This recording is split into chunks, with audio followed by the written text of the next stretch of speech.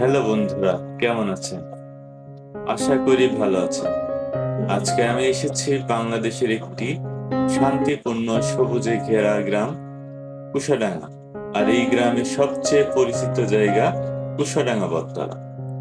অনেকের কাছেই হয়তো নামটা নতুন, কিন্তু যারা এখানকার মানুষ তাদের জীবনের সাথে মিশে আছে এই বটতলার গল্প। চলুন আপনাদের নিয়ে যাই এই ঐতিহাসিক জায়গার ভিতরে।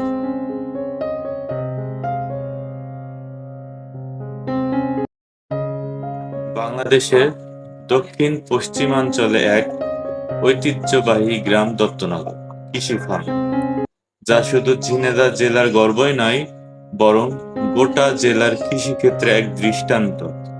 আর এই বিশাল ফার্মের মাঝে এক ছায়া ঘেরা নিজস্ব সৌন্দর্য নিয়ে দাঁড়িয়ে আছে কুশাডাঙ্গা বটতলা।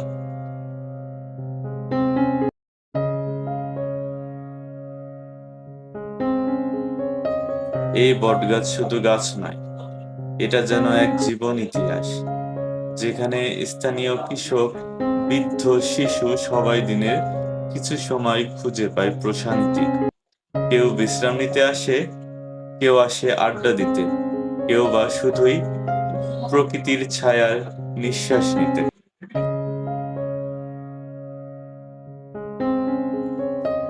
এখানে অনেকগুলো বট গাছ আছে।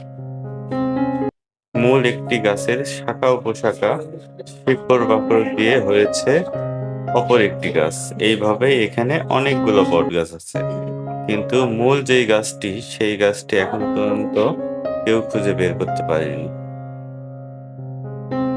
দেখেন বন্ধুরা, বট গাছগুলি শেকড় বাকড় একে অপরের সাথে কিভাবে সংযুক্ত হয়ে আছে।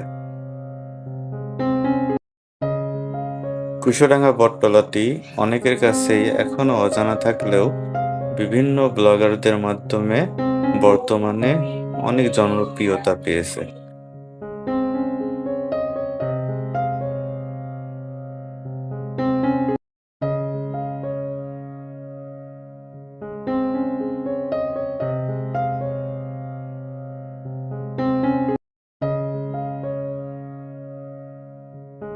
তাছাড়াও এখানে দর্শনার্থীদের বসার সুব্যবস্থা আছে।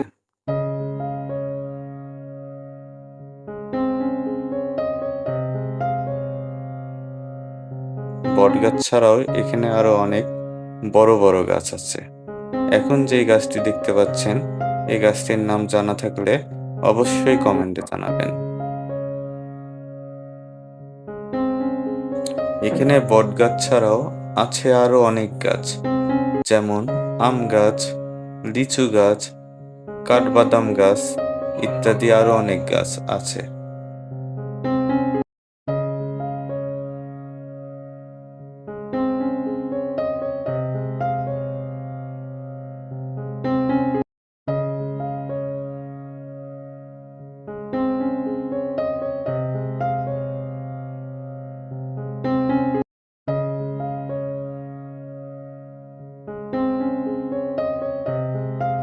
সবুজে ঘেরা এই জায়গাটিতে আসলেই যেন মনটা জুড়িয়ে যায়, বারবার ছুটে আসতে ইচ্ছা করে প্রকৃতির মাঝে।